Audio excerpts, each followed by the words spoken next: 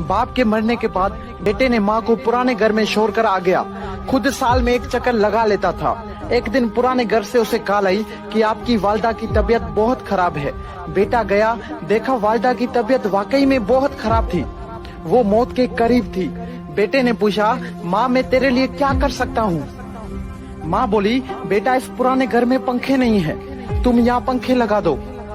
बेटा हैरान और परेशान होके बोला, माँ आपने इतनी उम्र यहाँ गुजार दी, अब मौत के करीब आपने ये फरमाइश की।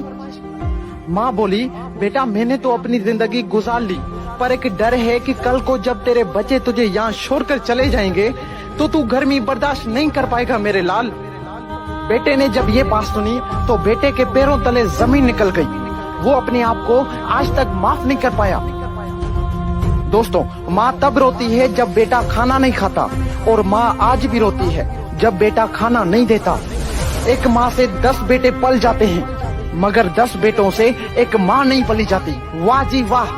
कुछ याद कर, जब तू बचपन में अपने आप का वजन नहीं उठा पाता था और चलते चलते गिर जाता था, तो तब तुम्हारी माँ तुम्हें संभालती थी, तुम्हें चलना सिखाती थी। और हाँ, जब ठंड में रात को 3-4 बजे बिस्तर पर पेशाब करते थे तो वो तुम्हारी माँ अपनी गहरी नींद को छोड़कर तुम्हें आराम की नींद सुला देती थी। और अगर आज तुम बड़े हो गए हो तो माँ पर चिल्ला रहे हो, उसको बोझ समझ रहे, शर्म नहीं आती ये सब करते हुए अपनी माँ के साथ? अगर वो चाहती तो तुम्हारा बचपन में ही गला दबा सकती थी, पर वो माँ है। माँ के लिए उसका बच्चा उसकी जान से भी ज्यादा प्यारा होता है। खुद को चाहे कितनी ही तकलीफ हो, माँ अपनी औलाद को तकलीफ में नहीं देख सकती। दोस्तों, आज मेरी आप सबसे रिक्वेस्ट है कि माँ के लिए सबको छोड़ देना, लेकिन कभी किसी के लिए माँ को मत छोड़ना, क्योंकि जब माँ रोती है ना तो फरिश्तों को भी रोना आ जाता है। अगर आज इस वीडियो के बाद भी तुम्हारी आंखें नहीं खुली तो समझ जाना कि तुम एक जिंदा लाश हो।